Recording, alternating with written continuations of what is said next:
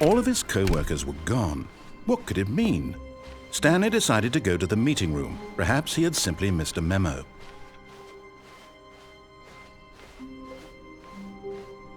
When Stanley came to a set of 2 open doors, he entered the door on his left.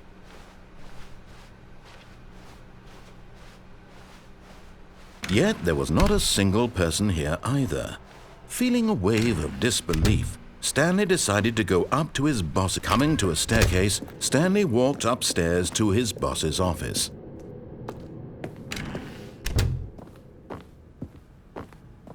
Stepping into his manager's office, Stanley was once again stunned to discover not an indication of any human life.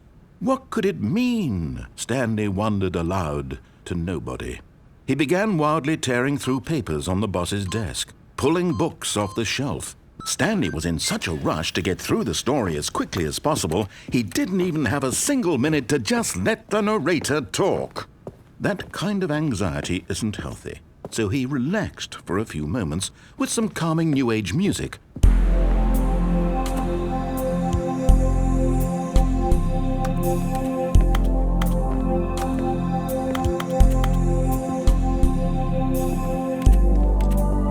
Feeling soothed and rejuvenated, Stanley calmly walked forward into the opened passageway.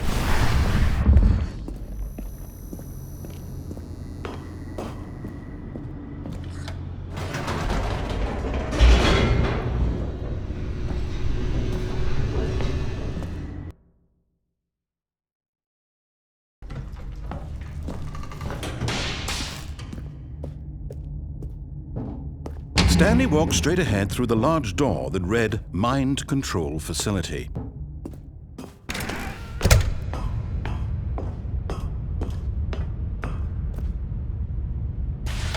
The lights rose on an enormous room packed with television screens. What horrible secret did this place hold? Stanley thought to himself. Did he have the strength to find out?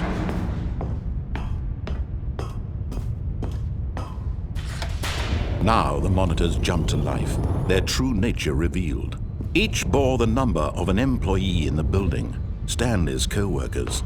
The lives of so many individuals reduced to images on a screen, and Stanley, one of them, eternally monitored in this place where freedom meant nothing.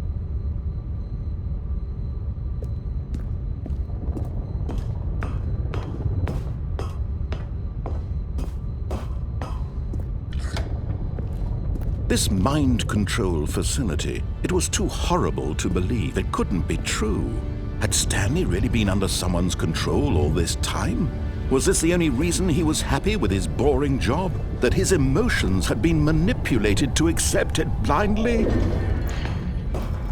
No, he refused to believe it. He couldn't accept it. His own life in someone else's control? Never! It was unthinkable. Wasn't it? Was it even possible? Had he truly spent his entire life utterly blind to the world?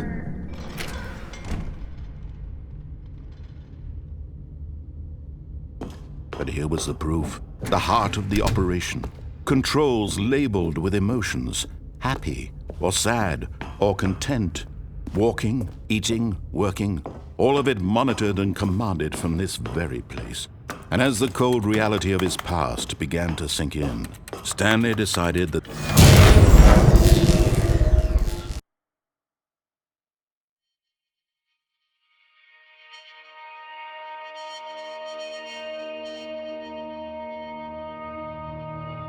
blackness and a rising chill of uncertainty. Was it over?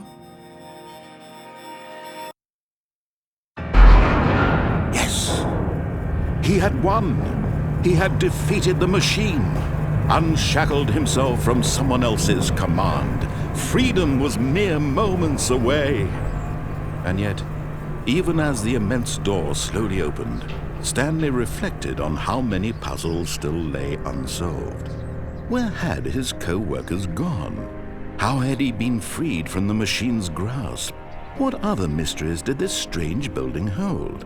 But as sunlight streamed into the chamber, he realized none of this mattered to him. For it was not knowledge or even power that he had been seeking, but happiness. Perhaps his goal had not been to understand, but to let go. No longer would anyone tell him where to go, what to do, or how to feel. Whatever life he lives, it will be his.